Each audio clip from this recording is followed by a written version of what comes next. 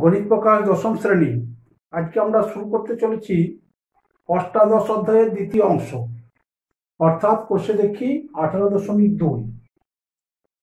কোষে দেখি 18.2 আলোচনার পূর্বে আমাদের এর সঙ্গে যে সকল সংশ্লিষ্ট উপপাদ্য রয়েছে সেগুলো আলোচনা অবশ্যই করতে হবে।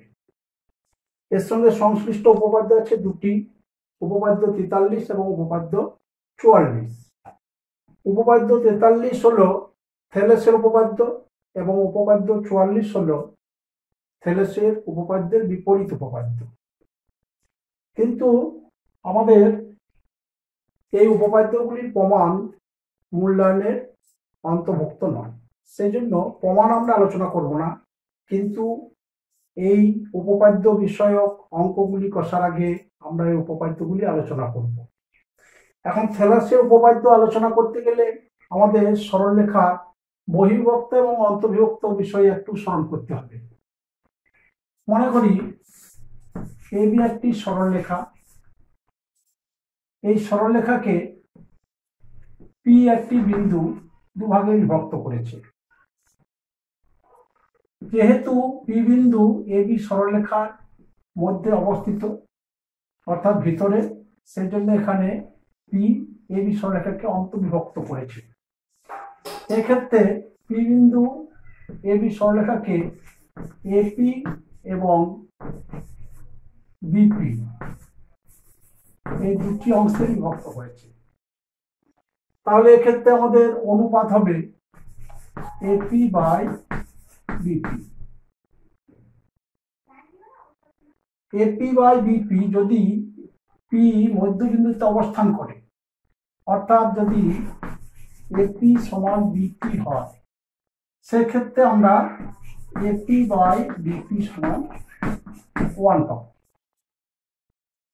কিন্তু যদি পি বিন্দু এবি সরলরেখা এ বিন্দুর কাছাকাছি অবস্থান করে, সেক্ষেত্রে আমরা পাবো এপি বাই বিপি। এক্ষেত্রে এপি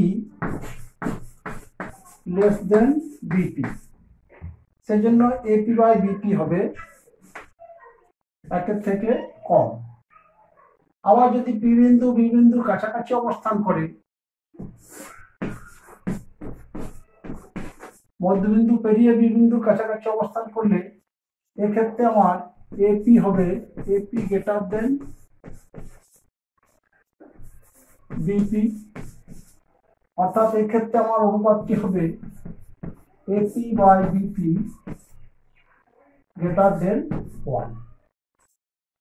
তাহলে অন্তর্বিভক্ত ক্ষেত্রে আমরা দুটি সরলরেখার যে ভাগ পেলাম, তাদের যে অনুপাত, সেই অনুপাত 1-এর সমান হতে পারে, 1-এর বেশি হতে পারে এবং 1-এর কমও হতে পারে।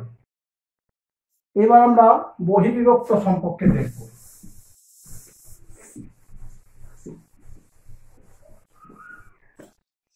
এবি সরলরেখা, এবি সরলরেখার বাইরে সরলরেখার উপর একই সরলরেখায় পি একটি বিন্দু। এখন আমরা বিপি যোগ করলাম, তাহলে পি বিন্দু এবি সরলরেখাকে বহির্বিভক্ত করেছে। এক্ষেত্রে অনুপাতটি হবে এপি বাই পিবি। এক্ষেত্রে এপি সর্বদা পিবি চেয়ে বড়, তাহলে অনুপাতটি হবে AP by PB greater than 1, সর্বদা 1-এর থেকে বেশি হবে। কিন্তু পি বিন্দু যদি এ বিন্দুর কাছাকাছি থাকে, অর্থাৎ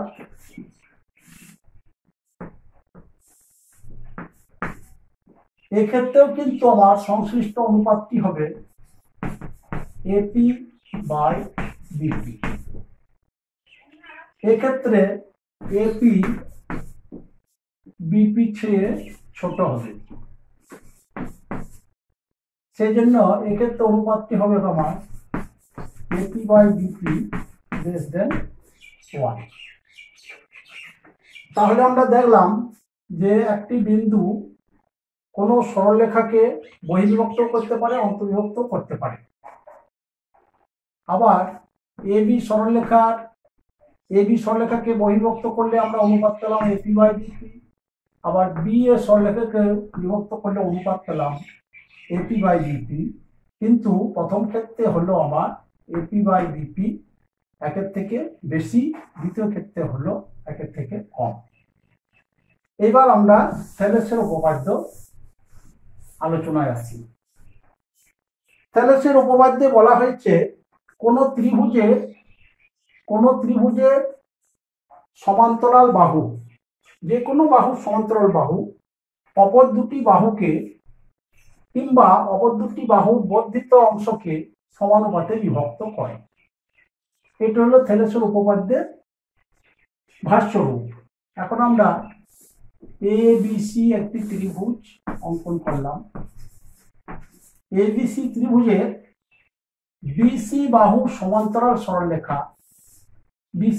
সমান্তরাল সরলরেখা এবি কে ডি বিন্দুতে এবং এসি কে ই বিন্দুতে ছেদ করেছে। তাহলে থ্যালেসের উপপাদ্য অনুযায়ী এবি সরলরেখা দুটি যে অংশে বিভক্ত হয়েছে তা হলো আমার এডি এবং ডিবি। এই এডি বাই ডিবি এই অনুপাত যদি 1:2 হয় তাহলে ই বিন্দু এসি সরলরেখাকেও এই এবং ইসি অংশে বিভক্ত করেছে। তাহলে এক্ষেত্রে অনুপাতটি হবে এই বাই ইসি সমান 1:2। অর্থাৎ এবি সরলরেখাকে যে অনুপাতে ডি বিন্দু বিভক্ত করবে, এসি সরলরেখাকে ই বিন্দু সেই অনুপাতে বিভক্ত করবে। সুতরাং থ্যালেসের উপপাদ্য অনুযায়ী আমরা লিখতে পারছি যদি বিসি সমান্তরাল সরলরেখা ডি এবি কে ডি বিন্দুতে এবং এসি কে ই বিন্দুতে ছেদ করে তাহলে আমরা লিখতে পারবো এবি বাই ডিবি সমান এই বাই ইসি। এটা হলো আমার থ্যালেসের উপপাদ্যের ভাষ্যরূপ এবং গাণিতিক রূপ।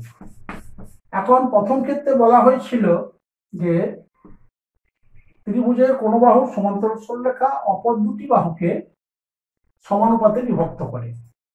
পরেও বলা হয়েছে অপর দুটি বাহুর বর্ধিত অংশকেও সমানুপাতে বিভক্ত করে। তাহলে আমরা বর্ধিত অংশের ক্ষেত্রে বিএ এবং সি এ সরলরেখার বর্ধিত অংশ করতে পারি, আবার এ বি এবং এসি সরলরেখারও বর্ধিত অংশ করতে পারি। যদি আমরা বিএ সরলরেখার বর্ধিত অংশ করি সেক্ষেত্রে ছবিটি হবে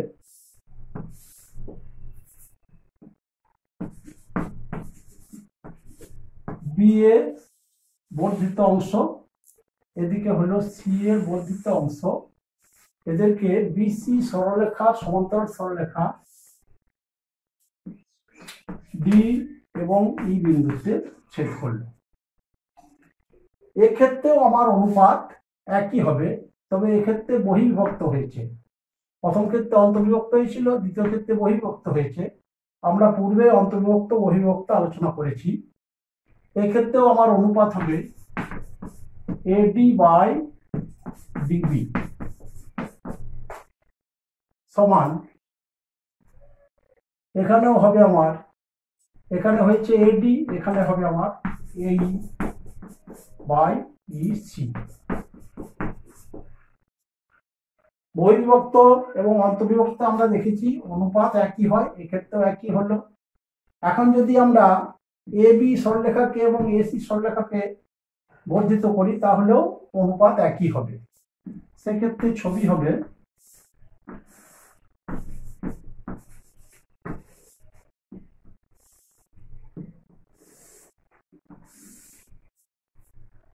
এ বি সরলরেখা এবং এসি সরলরেখা বর্ধিত অংশকে বিসি বাহুর সমান্তরাল সরলরেখা ডি এবং ই বিন্দুতে ছেদ করেছে।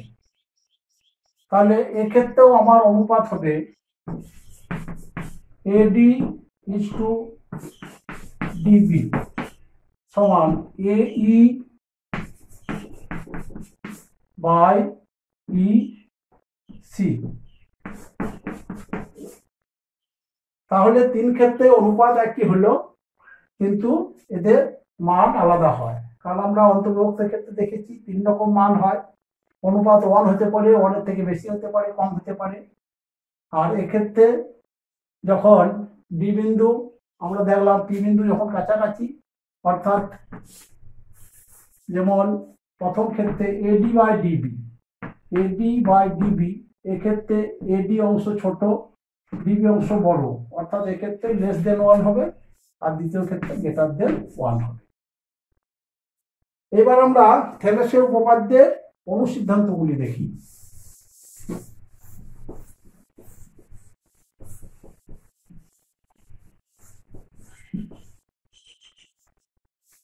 থ্যালেসের উপপাদ্য থেকে আমরা পেলাম এবিসি ত্রিভুজের বিসি বাহু সমান্তরাল সরলরেখা এবি কে ডি বিন্দুতে, এসি কে ই বিন্দুতে ছেদ করেছে। তাহলে থ্যালেসের উপপাদ্য থেকে আমরা লিখতে পারছি এডি বাই ডিবি সমান এই বাই ইসি। উভয় পক্ষে 1 যোগ করে পাই AD by DB plus 1 equal to AE by EC plus 1, বা এডি প্লাস ডিবি সমান AE plus EC by EC. AD plus DB হলো এবি, অতএব আমরা পেলাম এবি বাই ডিবি সমান এই প্লাস ইসি, সমান হলো এসি বাই ইসি। আবার আমরা যদি এডি বাই ডিবি এবং এই বাই ইসি কে উল্টে লিখি, অর্থাৎ ডিবি বাই এডি সমান ইসি বাই এই, এক্ষেত্রেও আমরা 1 যোগ করব, ডিবি বাই এডি প্লাস 1 সমান ইসি বাই এই প্লাস 1, বা DB plus AD by AD সমান আমরা পেলাম ইসি প্লাস এই বাই এই, বা ডিবি প্লাস এডি সমান হলো এবি, তাহলে এবি বাই এডি সমান ইসি প্লাস এই হলো এসি বাই এ। তাহলে আমরা থ্যালেসের উপপাদ্য থেকে অনুসিদ্ধান্তগুলি দেখাতে পারলাম। এবার আসি আমরা উপপাদ্য 44, অর্থাৎ থ্যালেসের উপপাদ্যের বিপরীত উপপাদ্য। থ্যালেসের উপপাদ্যে বলা হয়েছিল কোন ত্রিভুজের একটি বাহু সমান্তরাল বাহু অপর দুটি বাহুকে বা তাদের বর্ধিত অংশকে সমান অনুপাতে বিভক্ত করে। থ্যালেসের বিপরীত উপপাদ্যে বলা আছে কোন ত্রিভুজকে যদি একটি বাহু, একটি সরলরেখা যদি কোন ত্রিভুজের দুটি বাহুকে সমানুপাতে বিভক্ত করে, তাহলে ওই বাহুটি তৃতীয় বাহুর সমান্তরাল হবে। অর্থাৎ এবিসি ত্রিভুজে একটি সরলরেখা এবি কে ডি বিন্দুতে, এসি কে ই বিন্দুতে ছেদ করেছে, এবং যদি এডি বাই ডিবি সমান এই বাই ইসি হয়, তাহলে বিসি সমান্তরাল ডিবি হবে। এটি হলো থ্যালেসের উপপাদ্যের বিপরীত উপপাদ্য। থ্যালেসের উপপাদ্যের বিপরীত উপপাদ্যটিও সত্য। এবার আমরা থ্যালেসের উপপাদ্যের প্রয়োগ শুরু করব 18.2। আমরা এবার কোষে দেখি 18.2 এর 1 অঙ্ক শুরু করছি। 1 অঙ্কে দেওয়া আছে এবিসি ত্রিভুজের বিসি বাহুর সমান্তরাল সরলরেখা এবি এবং এসি বাহুকে যথাক্রমে পি ও কিউ বিন্দুতে ছেদ করেছে। এক্ষেত্রে আমরা ছবি এঁকে নেব। এবিসি ত্রিভুজ বিসি বাহু সমান্তরাল সরলরেখা AB AC K P O Q বিন্দুতে ছেদ করেছে। 1 নম্বরে দেওয়া আছে পিবি সমান এ কিউ, পিবি সমান এ কিউ, এপি সমান 9 একক, কিউসি সমান 4 একক হলে পিবি সমান কত? তাহলে আমরা দেখতে পাচ্ছি এবিসি একটি ত্রিভুজ, যেখানে বিসি বাহু সমান্তরাল সরলরেখা পি কিউ। এক্ষেত্রে আমরা থেলেসের উপপাদ্য থেকে এপি, পিবি, এ কিউ এবং কিউসির মধ্যে সম্পর্ক পেয়ে যাব। দেওয়া আছে পিবি সমান এ কিউ, আমরা পিবি সমান এ কিউ সমান এক্স ধরে নিলাম, এক্স একক। এপি সমান 9 একক দেওয়া আছে, তাহলে পিবি জায়গায় এক্স হলো, এ কিউ জায়গায় এক্স একক হলো, এপি 9 একক এবং কিউসি আছে 4 একক। যেহেতু পি কিউ সমান্তরাল বিসি, তাহলে থেলেসের উপপাদ্য থেকে আমরা লিখতে পারবো এপি বাই পিবি সমান এ কিউ বাই কিউসি। এখন এপি, পিবি, কিউসি এবং এ কিউ এর মান বসিয়ে পাই। এপি আমার 9 একক, পিবি আছে এক্স একক, এ কিউ আছে এক্স একক, কিউসি আছে 4 একক। হিসাব করে পাই এক্স স্কোয়ার ইকুয়াল টু 36 বা x equal to plus minus root over 36 সমান প্লাস মাইনাস 6। তাহলে এক্ষেত্রে আমার যেহেতু দৈর্ঘ্য ঋণাত্মক হয় না, সেই জন্য লিখবো আমরা এক্স ইকুয়াল টু 6 একক। অতএব পিবি সমান 6 একক। এবার আসি 1-2 নম্বরে। একই চিত্রে দেওয়া আছে পিবি দৈর্ঘ্য এপি দৈর্ঘ্যের দ্বিগুণ।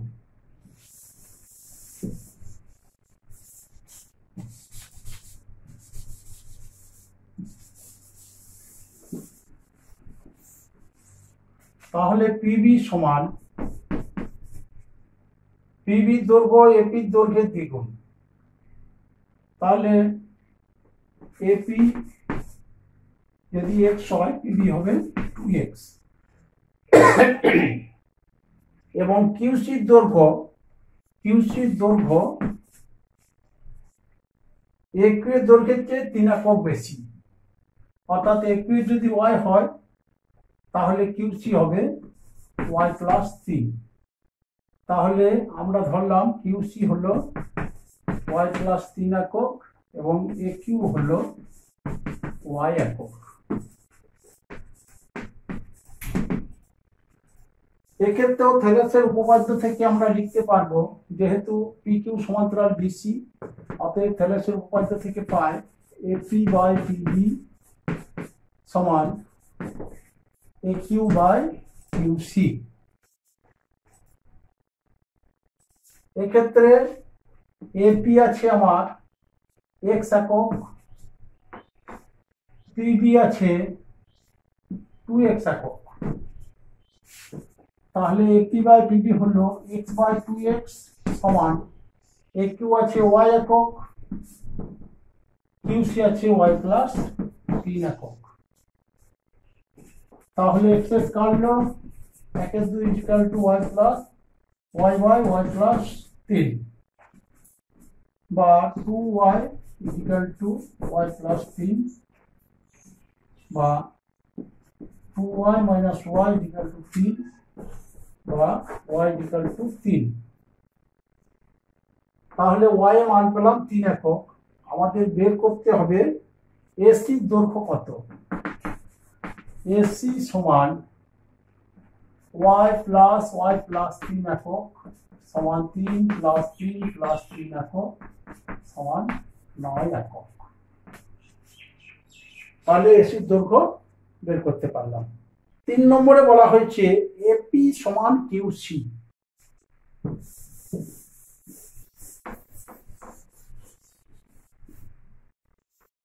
সিবির দৈর্ঘ্য 12 একক, এপি এর দৈর্ঘ্য 2 একক, তবে সিকিউ এর দৈর্ঘ্য কত হবে হিসাব করে লিখি।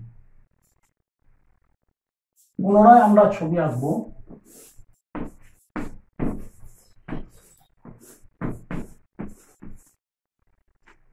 যদি এপি সমান কিউসি, এপি সমান কিউসি, এপি সমান কিউসি সমান এক্স ধরি, এক্স একক ধরলাম। এবি দৈর্ঘ্য 12 একক, এবি সমান 12 একক, একিউ দৈর্ঘ্য 2 একক হয়, একিউ সমান 2 একক, তবে সিকিউ সমান কত? আমরা পেয়ে গেছি এপি সমান এক্স একক এবং কিউসি সমান এক্স একক। এবি অর্থাৎ এবি বাহু পুরো হলো 12 একক, তাহলে এপি এক্স একক, সেই জন্য পিবি হবে এবি মাইনাস এপি। এবি থেকে এপি অংশ বাদ দিলে আমরা পিবি পাই, তাহলে পিবি হবে এবি 12 একক থেকে এপি এক্স একক বাদ, পিবি হলো 12 মাইনাস এক্স একক, একিউ 2 একক। এক্ষেত্রে আমরা ফেলেসের উপপাদ্য প্রয়োগ করে পাবো এপি বাই পিবি সমান একিউ বাই কিউসি। এপি আছে এক্স একক, পিবি আছে 12 মাইনাস এক্স, একিউ আছে 2 একক, কিউসি আছে এক্স একক। আমরা হিসাব করে পাই x square equal to 24x minus 2x, 24 minus 2x, বা x square plus 2x minus 24 equal to 0, middle term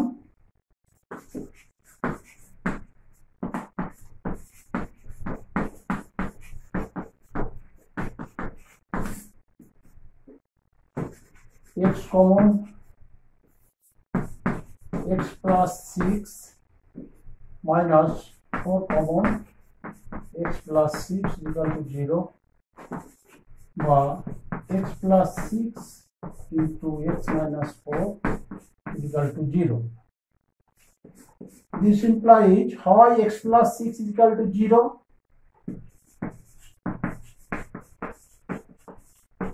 বা x is equal to minus 6, নতুবা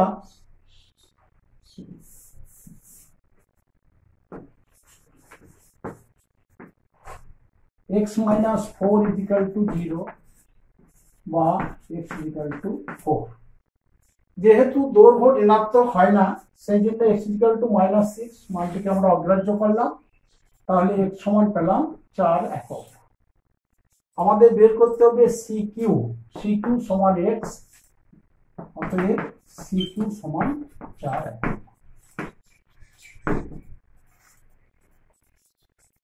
এবার আসছি আমরা 2 এর অঙ্কে।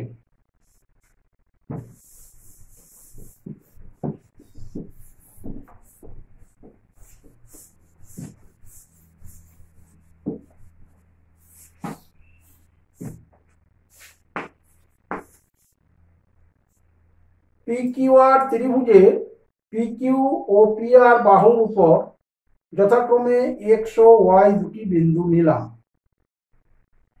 এক নম্বরে বলা হয়েছে পি এক্স সমান 2 একক, এক্স কিউ সমান 3.5 একক, ওয়াই আর সমান 7 একক এবং পি ওয়াই সমান 4.25 একক হলে এক্স ওয়াই ও কিউ আর পরস্পর সমান্তরাল হবে কিনা যুক্তি দিয়ে লিখি। পি কিউ আর ত্রিভুজ,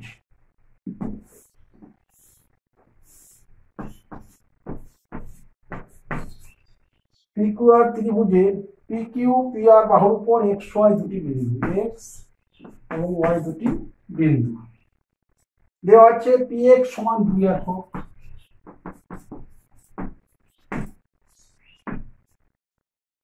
এক্স কিউ সমান 3.5 একক, ওয়াই আর সমান 7 একক, পি ওয়াই সমান 4.25 একক। আমাদেরকে দেখতে হবে এক্স ওয়াই সমান্তরাল কিউ আর হয় কিনা। আমরা এক্স ওয়াই যোগ করলাম। এখন থেলাসের উপপাদ্য অনুযায়ী যদি P x by x Q সমান P Y by Y R হয়, তাহলে আমরা বলতে পারবো যে কিউ আর সমান্তরাল এক্স ওয়াই। এখন আমরা দেখি P x by x Q কত হয়। P x by x Q সমান 2/3.5। একইভাবে আমরা দেখব P Y by Y R কত হয়। P Y by Y R সমান পি ওয়াই আছে 4.25, ওয়াই আর আছে 7।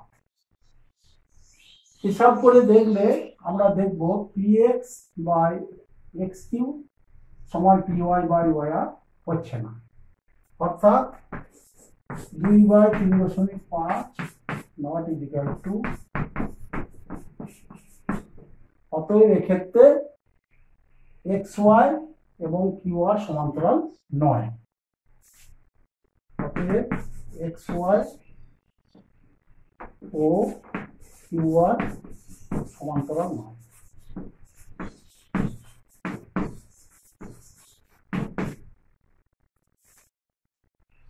এবার আসি আমরা 2 নম্বর অঙ্কে।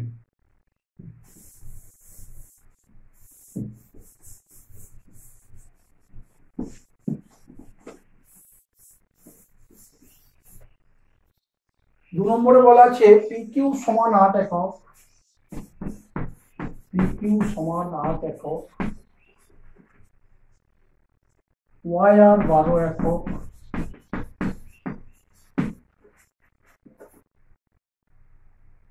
পি ওয়াই 4 একক,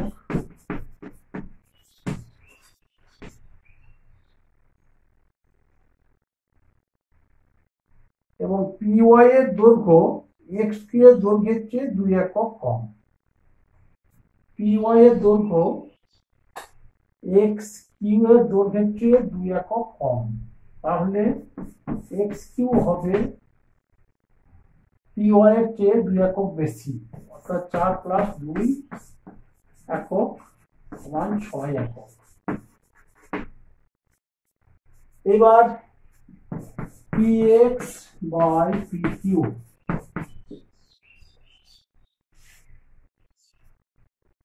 পি এক্স আছে আমার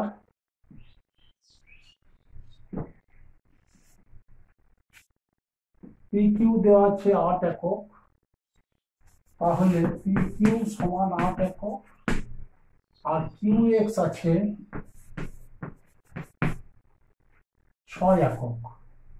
এখন পি কিউ থেকে যদি কিউ এক্স বাদ দিই তাহলে আমরা পি এক্স অংশ পেয়ে যাব।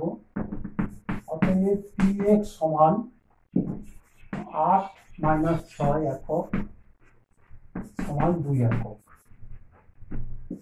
তাহলে P x by x Q সমান হবে 2/x কিউ আছে 6 সমান 1/3। একইভাবে P Y by Y R, P Y আছে 4 একক, ওয়াই আর আছে 12 একক সমান 1/3। তাহলে আমরা হিসাব করে দেখলাম P x by P Q সমান P Y by Y R সমান 1/3। অতএব থ্যালাসের উপপাদ্য থেকে আমরা পেয়েছি P x by x Q P Y by Y R হলে থ্যালাসের বিপরীত উপপাদ্য অনুযায়ী আমরা লিখতে পারবো এক্স ওয়াই সমান্তরাল কিউ আর। অতএব এক্ষেত্রে এক্স ওয়াই সমান্তরাল কিউ আর।